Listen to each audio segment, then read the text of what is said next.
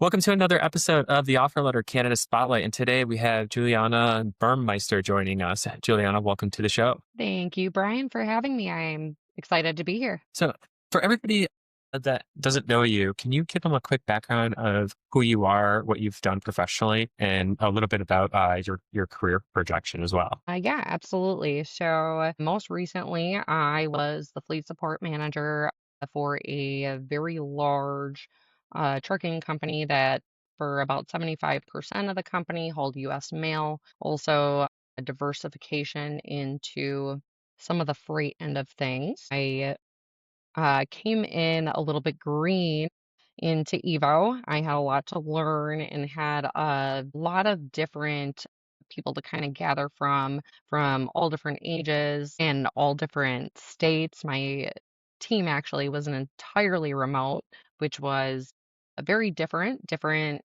for many different reasons, never doing a remote position, but then also learning how to kind of lead your team remotely. Beyond, I guess, the trucking aspect of things, I have also done the basics of HR, payroll, dispatching. I did a little stint of recruiting. And previous to that, I was a business office manager of a couple dental offices, which is a very big difference in industry.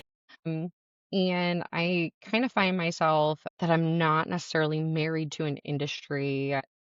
Love challenge. I love problem solving. So I think the element that both the dental offices and the trucking had for me that I did really well with was they needed restructuring, or in the case of the remote breakdown team, that wasn't even a department in Evo before I came in. So I love working with various different people from various backgrounds. I love building different things to kind of streamline and make things more efficient. So, let's just talk about Evo a little bit because it's made up the most recent part of your career. You mentioned that they're mail Hmm. hauling for the USPS. You got strict Yes. schedules, DOT Yeah. compliance, very limited error for margins, right? Like everything has to be very tight knit. What makes an environment like that unique versus some of the other places that you've worked at, like the dental offices before that? Yes, it is very unique. It was very large learning curve for me because it is so structured, USPS, federal. I mean, mail, once a trailer is loaded with mail and sealed, it cannot be unsealed unless by a post office official. So I did not know that. yes. Yeah, it's actually illegal for anybody to open that seal. Wow. So in cases where, I mean, we've had unfortunately accidents, it can get very tricky, really kind of putting all those pieces together because it's, although I haven't ever worked necessarily with, maybe a truckload of potatoes, okay, Mhm. there is, I would assume, a little bit more of a time frame or cushion for those with that type of haul. When it comes to US mail, it's a completely different ball game. The mail has to get delivered. So at times, I mean, I was getting two different tow trucks out. One would go, get my truck and my driver and take them one way to maybe a shop. And then I had to have another one come and pick up that trailer, deliver it to the post office, and wait until all the mail was unloaded. While also coordinating, hopefully, if I can, another driver to go pick up the empty trailer that can't sit there. So, yeah, vastly different. Usually, working in the dental field, you're working with a customer kind of one-on-one or more Mhm. face-to-face, or even working with an insurance. This is a lot different in it's so regulated. The DOT, the FMCSA, and all those regulations come into play. So you have to be able to take the situation, keep all of that in mind, and execute the best plan that is not only upholding safety, but that load is getting to where it's got to go. One thing that we'll talk about more is you've consistently reinvented yourself every position that you came to, even company that you come to. How did you learn all that information going to Evo about DOT, all the mail regulations that I didn't even know that were around about maintenance on vehicles and getting them to different facilities. How did you start learning all of that? And you even started your career there as a recruiter. So you were going from one different role to a different role at times there too. Yeah, yeah. It's a little bit, it's kind of a crazy story when I look back at it, how I even got here. So when I was actually still working at the dental office, a mutual friend of mine was working for a trucking company, which is BSIT. That was the trucking company I worked for prior to Evo. And there was a position open, an opportunity, and it was an opportunity to build with a company that had 5 dump trucks and they were looking to kind of expand. And I went and I had an interview and they offered me the position knowing like I didn't know anything. So I actually learned a lot of the FMCSA and I kind of say that more so because that is so DOT is usually state to state. Hmm. The FMCSA is it's like the federal level. And then DOT by state, kind of like with laws, they can kind of mold what they do for DOT, but it cannot be lesser than the federal.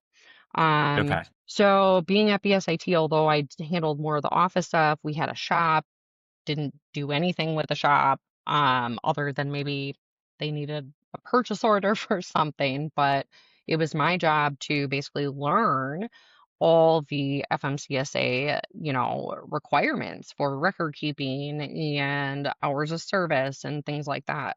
So when I went in to Evo, even though I did start as a recruiter, I learned all of the DOT specifics at the company kind of prior. So I came in with that knowledge. After doing the recruiting for about 6 months, I was looking for a place to kind of be a voice for drivers. That's how I ended up in recruiting. I learned very quickly that wasn't really the place for me to be, but I didn't know. And the drivers that I would hire into Evo, I would always tell them, like, okay, even though you have this position, like if you need anything, keep my number, call me. Like it's not one of those, okay, you're hired, you're in the position, like I'm never going to talk to you again. If you get stuck, I'm here. And I found myself countless times kind of going outside of my bubble as drivers were calling me about different mechanical issues or problems with their trucks and that they weren't kind of able to get in touch with anybody or nobody was helping them or whatever. And it was very concerning. So I then was kind of rattling other cages where my boss, actually in recruiting, came to me and told me that Evo was going to be creating this breakdown coordinator position. And with my permission, she wanted to put me up for the role because she's like, You're going down the lane with the helping of the fixing of the truck." She's like, "I just, I'm not trying to push you out, but she's like, I just see where you could be an asset." Lo and behold, I did an interview, I got the job. And I started as a breakdown coordinator with, at the time, the woman who was over it.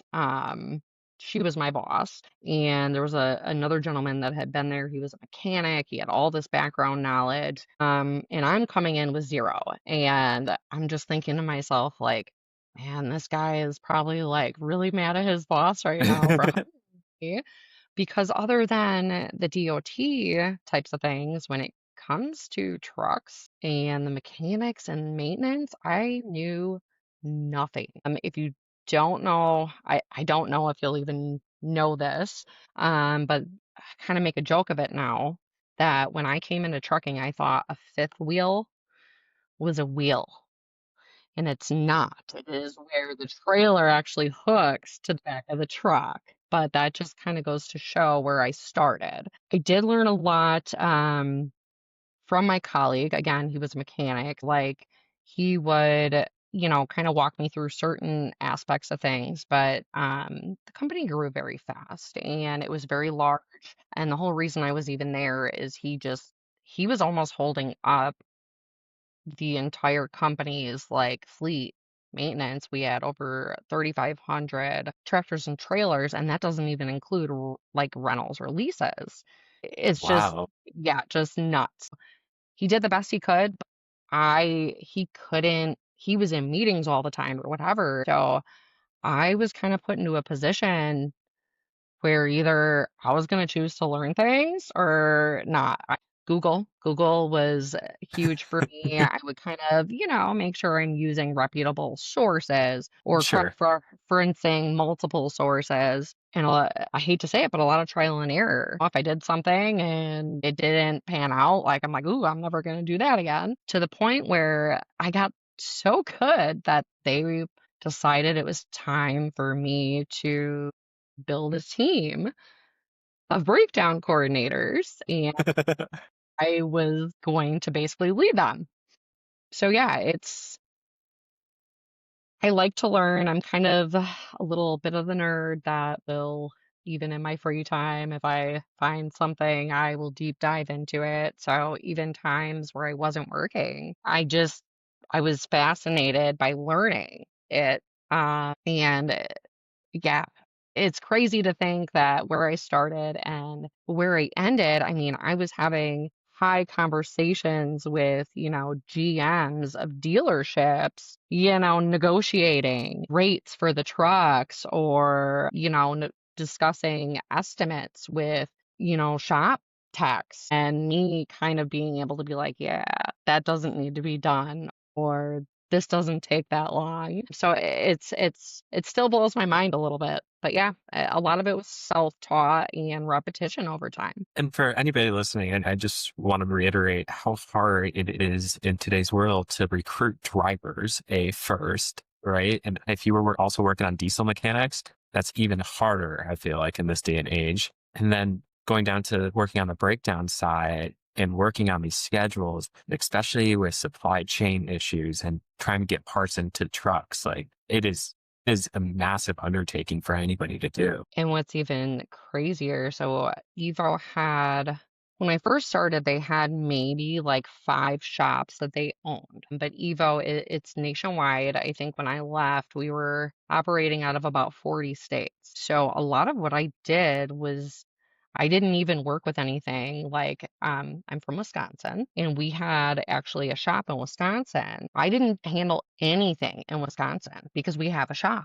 So any breakdowns the shop would take care of. So I actually Wow. was working with outside shops and dealers and a truck broke down. Like I'm looking through the area and identifying, okay, this is my closest dealer and now I'm gonna get a tow. And yeah, I came in with very little knowledge and things and it so much. It's crazy talking to, shops in New York and Pennsylvania and Texas and developing relationships with each of these shops around the US and it was really cool. Yeah, it's a really interesting story and really fascinating how you learn the differences in each role in such a short amount of period of time as well. On that kind of same note, there's just what you were just talking about, but how do you prioritize your time in a industry and a company where everything feels urgent from drivers to vendors? I mean, you name it, like Yeah. Um, Again, there was definitely trial and error with that as well. I think so. I want to say around about a year, maybe a little less, of me doing the breakdown position when we were finally like discussing me getting help, other breakdown coordinators. That period prior to having a team, my boss and I worked very hand in hand with one another, to the point where, yes, there were still breakdowns and things I would do on my own, but we would kind of get together in the morning and he was able to kind of be like, okay, I need you to do this, this, and this. Obviously, the moment though I get notified that there is a breakdown and a driver is roadside, it does not matter what else is happening. Vendor is calling, anything, that driver becomes priority. And I definitely pride myself and the team that I had. It didn't matter if, I mean, plenty of nights. I'd stay up until 1, 2 in the morning until I'd be communicating with that driver until that driver told me, yep, the tow truck's here. We're now in motion home. So when it comes to anything breakdown or an accident, if it's an accident, I would always tell my team that means all hands on deck, you know. Obviously, if they're loaded with mail, that puts another caveat into play. But I always told my team priority is driver, our load, then the equipment. And you do things. And so no matter what the situation is, that's how I kind of evaluated, what is my top priority, middle, and low. And it can be very hard. But this is where I'm going to bring my team up again. I will a million times because I grew from them. They taught me so many different things. And just there would be so many times where depending on a situation, another little caveat here. So there is a New Jersey turnpike. So if an accident happens on the New Jersey turnpike, and there's other very similar in other states, you can't just send a tow truck. Really? Yes, it is a governed like freeway that you have to call their, like, highway. I can't think of the name of them right now either, but they had certain tow companies that were basically allowed to tow on certain sections. So it just facilitating certain pieces to each of the pie, having that team with larger breakdowns or accidents, it became all the team would all get on a phone call and we would be Wow. okay, divide and conquer. I'm gonna, call the driver. I'm gonna talk to him, have him show me, tell me whatever. You're gonna call, to get this tow set, and we kind of both do our end and meet in the middle, and it all kind of comes together, right? Because also with mail, the fact that you can't open the trailer because it's sealed, you also cannot leave a loaded trailer on the side of the road.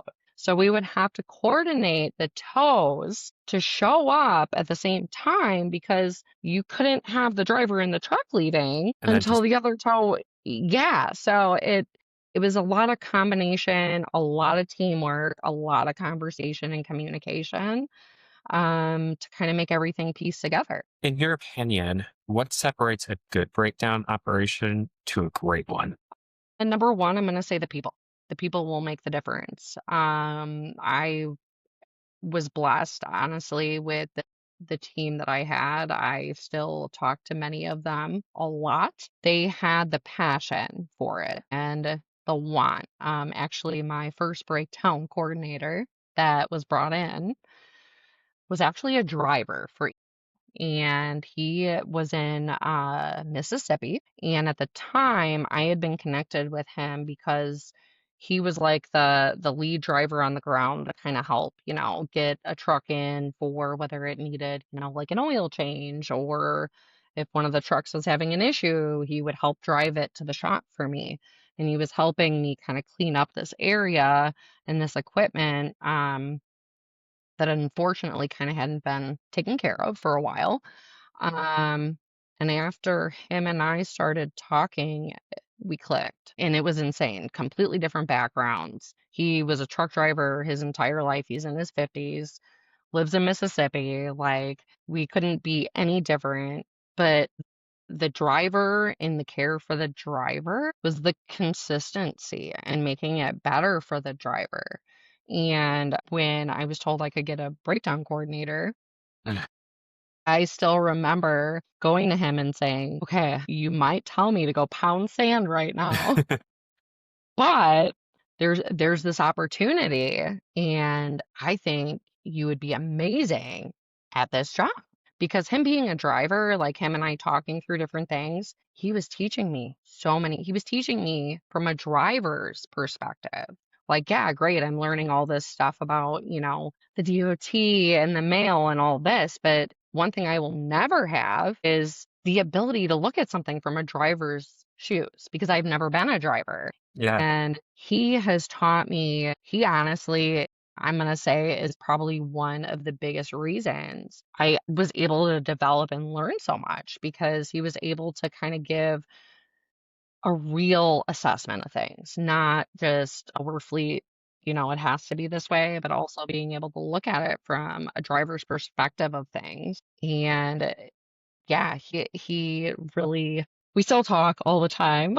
Um, but he kind of opened that door, and I don't know, we just kind of had this we kind of said this unspoken way of working. It was almost effortless. I don't even know how to describe it. A breakdown would happen, and we were on Teams, if anybody's familiar with Microsoft Teams, and we'd be messaging each other because if we're on the phone or whatever the case, while we're on the phones, Mhm. and we just kind of, it was crazy. I would go to be like, "Hey, why don't you do this?" And he'd be like, "I already got it done." And it was like the same on the like it was crazy. It just yeah. I hope I see a team like that again in my future. Up until that point, I have never worked with a group of people that were just so absolutely different, but so like-minded. And I mean, I had Doug on my team, an 83-year-old from New Jersey with that thick accent, but he brought a lot of old school. Like, he was able to help me in so many different things that, like, anyone else on my team had never even heard of. So, and then we had another gentleman who was a mechanic for over 30 years, and he became part of our team. And it was just, we were like this powerhouse because we just if there was a problem, we didn't even take a second to think. You get it done. And we would always help each other where, maybe I'm not having something hit me right away and I see you're drowning with three. Hey, what can I take? Couldn't have been more perfect. It's a really cool story right there that you have because you have somebody who's a driver that came in that had that lived experience of being a driver that you're right. I think that you would never think of it, but it would be second nature to them, right? The mechanic that came in and helped you as well, because again, I've never turned a wrench on a car, right? So, or a truck or anything. And they'll be able to help you with things that you'd never be able to understand. And then from a driver to a mechanic standpoint, they're able to talk about different things. It's a really that's a really cool story to be able to build a team like that and to be able to have such different opinions and different viewpoints from everything just because everybody's experience is so vastly different. Yeah, it was absolutely amazing. And it's funny because with Dennis, who was the driver, I'll never forget, like, because he's been a driver his whole life. He has never worked on a computer ever. And I'm sure most truck drivers probably could say similar. Yeah. And he had said to me, he's like, "I don't know anything about computers." I said, "If you're willing to learn, I'll teach you." Like I said, before you know it, I said, "You're going to be teaching me things." And he just laughed it off. And he was super nervous in the beginning. I tell you what, 6 months in, oh yeah, I was going to him for things. He was running circles around people, but as long as he was willing to learn the computer, he got the basics. And now I have this driver who turned in his steering wheel for a laptop. Like, Who's messaging you on Teams now too. yes, yes. So I was kind of the one to kind of help a lot, especially Dog, my 83-year-old, which I mean, the fact that he could do a lot of the tech stuff. I mean, we had like our laptops and then multiple monitors. I have an 83-year-old working life off of this. He was still is an inspiration. Like, he grew up when computers and technology like wasn't even a thing. So a lot of times when it came to those types of things or Excel spreadsheets or whatever, I was kind of the go-to. So it was just like this amazingly perfect. We were like puzzle pieces and they all came together, and when they fit, there was nothing we couldn't do together. It was So, did I also see this right? You also had created a maintenance department as well. Yes. So this is with this team I'm talking about. So first coming into Evo basically is built up of like multiple trucking companies all merged into one. And they're in all different states. Were operating all different. They were doing mail. Most of them were doing mail. I think we Mhm. had one that was doing freight. But they grew so quickly that you have now all these like companies, they're still operating their own way. Okay. And when it comes to like breakdowns or having to get, an oil change or whatever the case, it was all kind of just being handled on site. but they didn't have any like, and this is nothing against those people because I came in knowing nothing, but they're being in operations, being a driver manager, your mindset and your drive is to get the load from A to B and do it on time for that customer. That's all you have your eyes on. So I think Evo started seeing with me, like even in retrospect, being one breakdown coordinator with how large we were, what I was doing was at least showing that there was benefit to having people that were actually trained to start handling this. And that's how it kind of developed. And then my boss's boss was talking to me about, hey, what would you think about maybe getting another breakdown coordinator and training them and see how that goes? And then just slowly kind of growing. And when I left, we had breakdown coordinator covering 7 days a week, 24/7. Wow. So I started at Evo wanting to be the voice for drivers. I learned that recruiting was not the place. But by the time I left, every driver at Evo had someone on the other end willing to pick up the phone, no matter where they were and when they went down. I mean, just think about that from the retention standpoint, a driver standpoint, knowing that if you're in trouble, right? And it's not just because you can't get the load there, but you're broke down on the side of the road where safety becomes a key priority. Somebody will always pick up the phone when you call them. And that is huge, which I learned again from the trucking company I was at prior, BSIT. Again, very much smaller. I think when I left, had 60 dump trucks, but it was all done right in Wisconsin within a 150-mile radius. It was same day haul. So people weren't going like, they were home every night. So I got very close to these drivers and some of the stories that they were telling me, it broke my heart. Like they would be broken down somewhere in the middle of nowhere at 2 a.m. and no one's picking up their phone. Like it just hurt me. Like I was so Yeah. sad for them. Now, granted, that wasn't at, BSIT, but these are all different drivers that have worked all different places. So like just hearing like I learned that unfortunately it's a commonality in the industry. And I for whatever reason, feel like in my life, I am meant to do something for better. That is where I think I kind of geared myself towards, I want to be the voice for drivers. Did I know what that meant at that moment? No.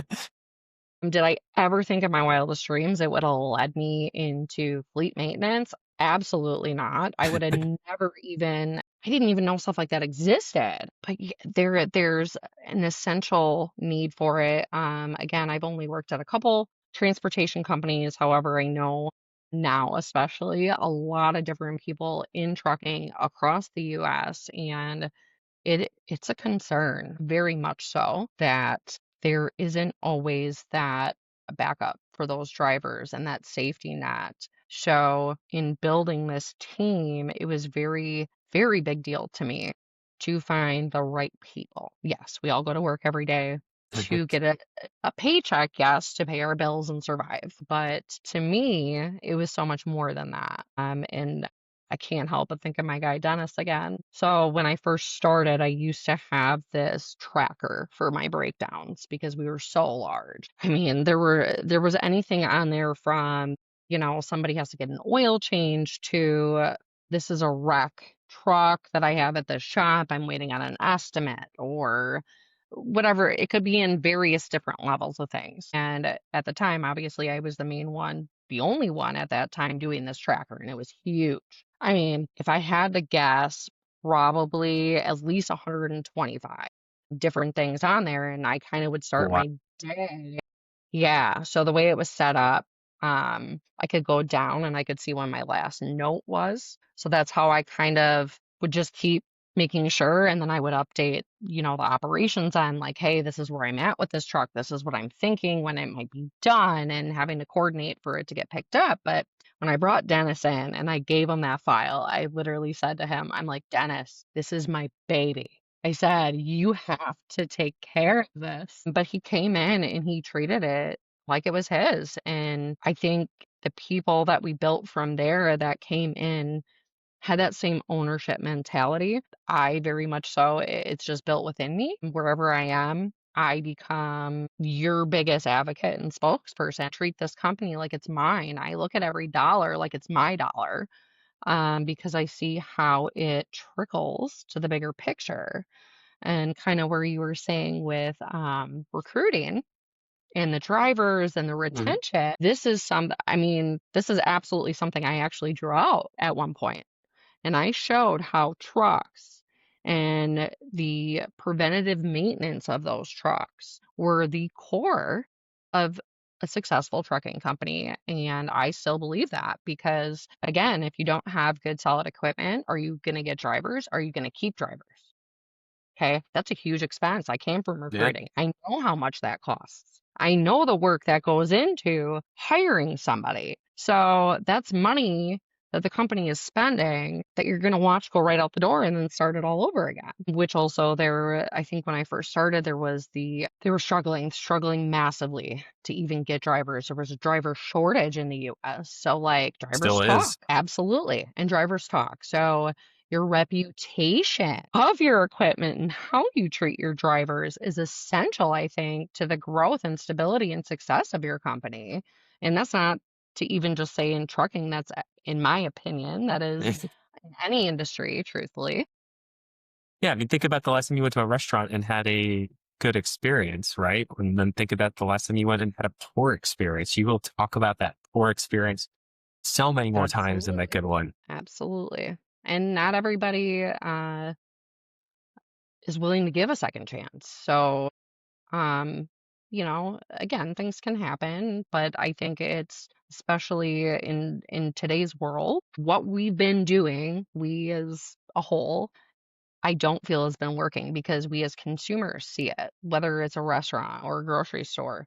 The fact that somebody just thanking me or being kind when I'm checking out for my groceries, that sticks out to me as a problem. It just, to me, shows like how little we've grown to expect. And drivers are no different. I've grown to learn so much about drivers and what they deal with and what they have to withhold. I mean, even just the licensing and all of that, like I have such a bigger respect for all of them. And it's crazy because up until I started there, yeah, I'm passing trucks all day long on the freeway and you just have no idea like what all kind of goes into it and what sometimes these drivers are kind of putting on the baseline so that we can have our mail, so that we can have our goods.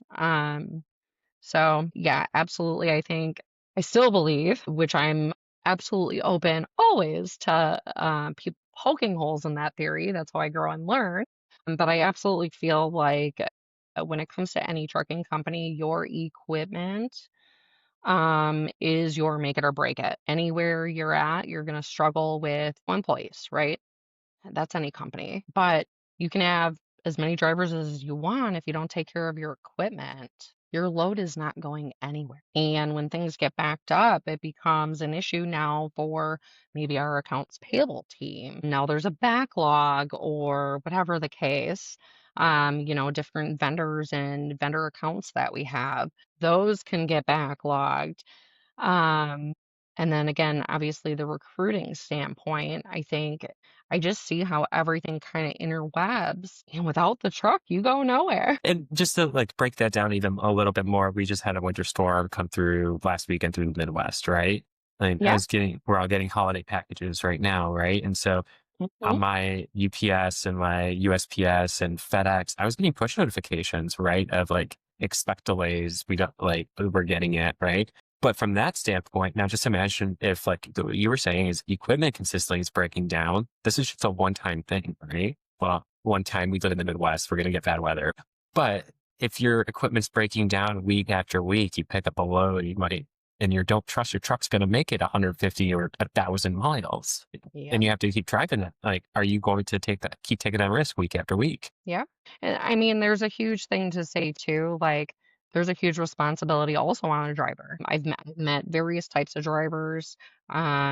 There's good bad drivers and there's bad drivers. And like with anything, but the driver, they're the key. They generally know their trucks or they've been doing this for years and years and years. It's essential to me, especially in even a breakdown situation. I want to talk to that driver, because they're the streamline to the best information. And a lot of times, I think, when you go through other avenues, things can be missed or misconstrued.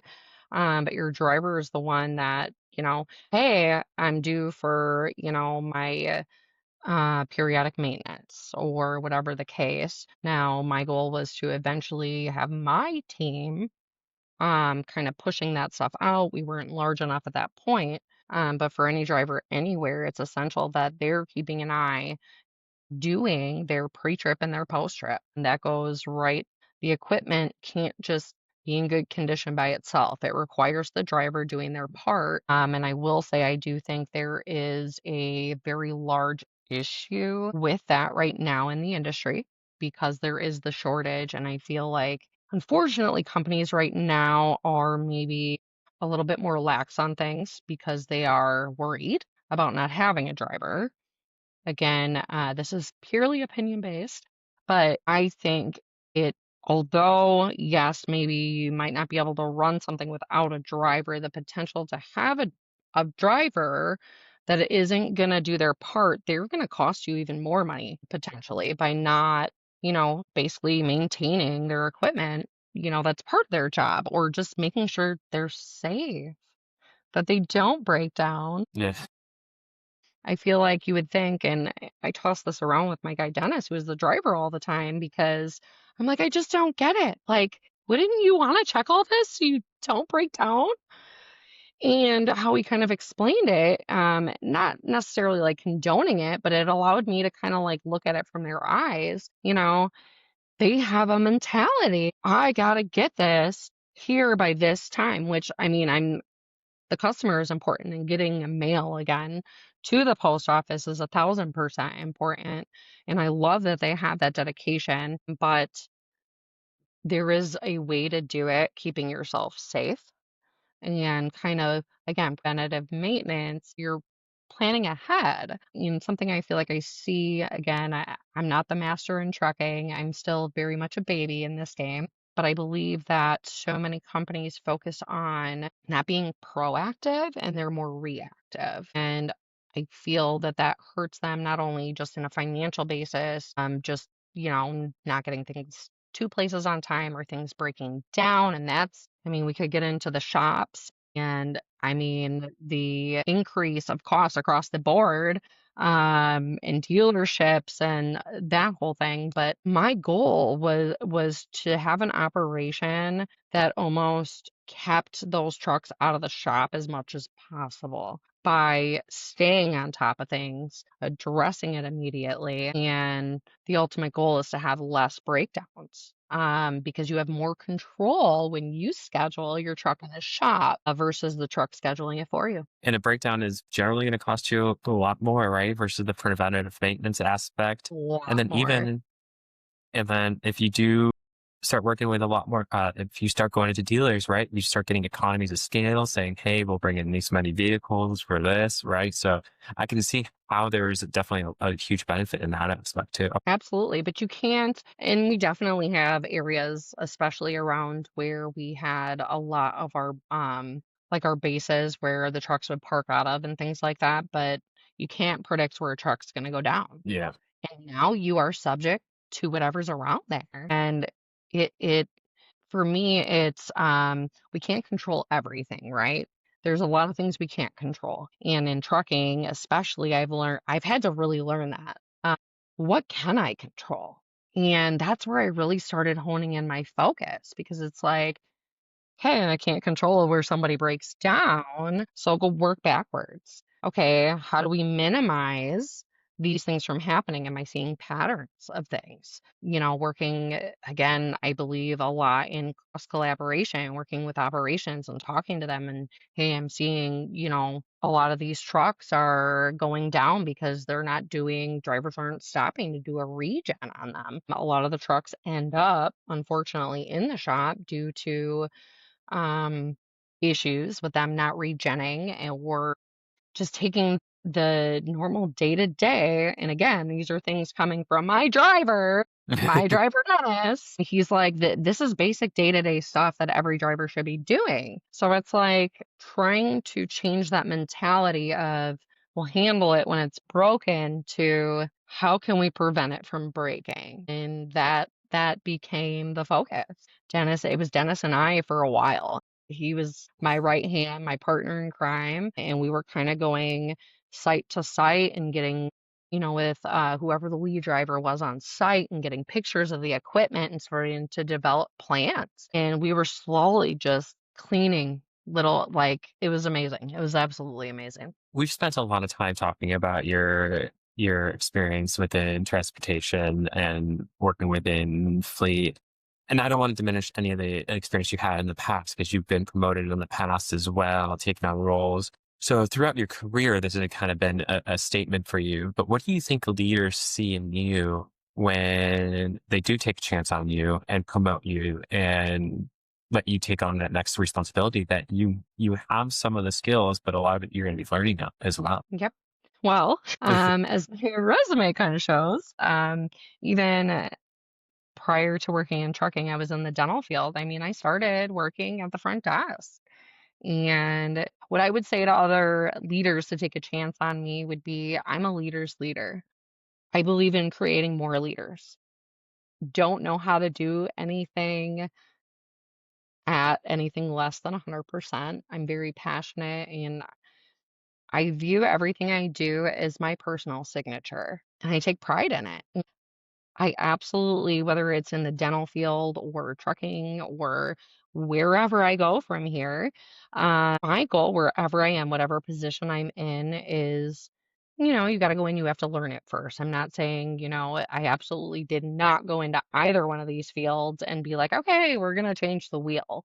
That is the worst thing I think anyone could ever do. But you have to live it. You have to do everything. And even though maybe, in dental, when I was promoted to the management position, I made sure that I if we were shorthanded, I was in back sterilizing equipment or helping set up a room for a doctor. If in trucking, if, one of my teammates was caught up in another breakdown, and maybe, yes, technically it's their job to do something, I'm not just gonna be like, "Oh, that's your job." Like, I step in. I need to keep my feet on the ground no matter where I grow. I think there's something to be said for making sure that you are in touch with your ground people, the front of your face, the face of the company, the face of your team, and not allowing yourself to get the mentality that you're too big to do something. I think you learn a lot too in putting yourself in those positions, and seeing maybe where somebody maybe is struggling because now you've done it, right? So I think the biggest thing is, I'm not afraid to kind of go in and get my hands dirty. I'm willing to try things, whether I think they're going to work or not. I'm open to trying different things, to communicating different viewpoints, or even, with my last team, a lot of what we developed and the team we developed, I might have been the lead, but I can't take credit for its development, because the team, a lot of the times we would all get on a call and we would discuss things and be like, okay, what do you think? Do you think this will work? Do you think, it was a collaboration of us putting together our best ideas and efforts and then trying it. And if it didn't work, we would come back to the drawing board and kind of tweak it, with new things that would come in. And this is the same with dental too, working at Midwest, very, very, very large. I think they sold actually the Smile brands now, but they were a very large corporation, and they had over 200 offices. And I'm just like this little guy in a couple little offices in Wisconsin. So I think it's the ability to look at even what your contribution is from your standpoint, because I think everything matters. Every position matters, whether you're a greeter at Walmart to, the CEO. Every person's position is very important and should be, I kind of held that way, right? Without all the pieces working properly, the machine won't run. And I think the biggest thing for myself, I love a challenge. I do thrive very well in kind of challenging environments. I kind of draw my line at chaos. Yes, there will. I like the ability to have a team and work with people that aren't like me or have different viewpoints or upbringings or departments. And I love being able to kind of work with everybody to whether it's even solving a problem in my department or I'm helping solve one in another department. Again, with Evo, I worked very closely with our safety team, and I learned so much about what they do. It blew my mind, but I was able to kind of curb my team and the way we were doing things so that when there was ever a handoff, it was just effortless and it made what they did easier, which in turn made the people that are getting what they're getting easier. Like ultimately, that's who I am. I thrive for efficiency and to bring out the best in other people, to have people learn to believe in themselves. My guy Dennis, we still joke all the time because he says I believed in him when he didn't believe in him. And it's true. I mean, I just, not that being a truck driver is bad by any means. Without them, we wouldn't have anything. But he was in a mindset that's all he could do, and all it took was someone being like, "Hey, you wanna at least try?"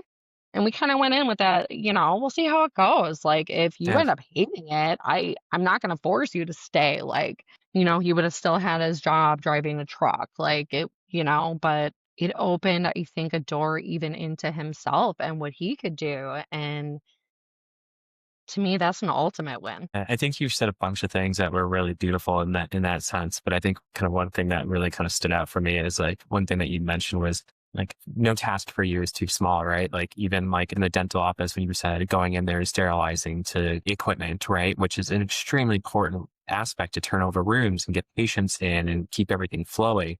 So again, you don't have a backup anywhere to working with your team as well in taking input, right? Just because you're the leader, you're able to say you're the leader.